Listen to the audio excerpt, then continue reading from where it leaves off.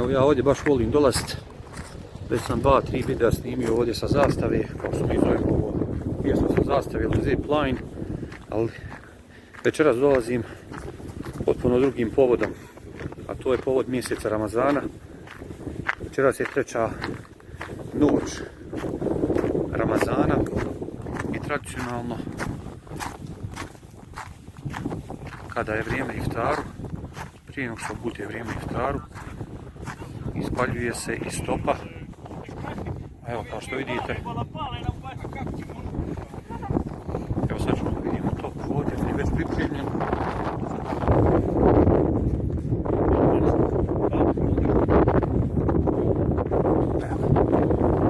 Evo, top je već pripremljen i ispaljivanjem stopa nastaje znači akšam, odnosno vrijeme za iftar. I ovdje sam došao da to snimim. Odavdje se već puca, ovo je treća godina, prije je bilo drugo mjesto u gradu, ali tradicija se nastavlja, evo treća godina već odavdje, ovdje je prelijepo mjesto. Evo ga, tu je gospodin koji to ispaljuje. Sada to ide preko žice, jel tako? Ključ, ubaciš ključ. Ja. I onda čekaš dok treba. Sada je puno lakše, prije morao se... Šta je prije bilo? Evo. Evo, tu ima još raje, čekaj, iako je jak vjetar, došli su ljudi, imamo još 2 minute, minut još.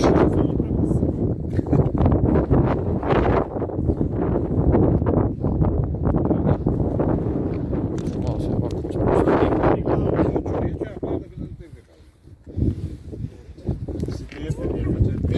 Ko je ovo, care? Vidiš?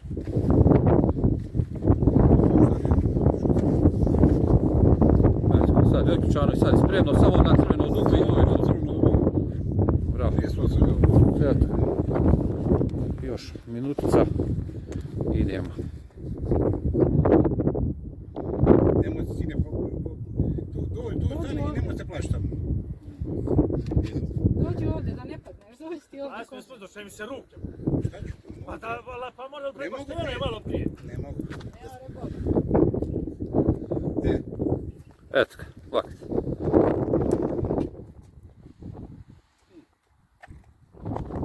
Evo, može.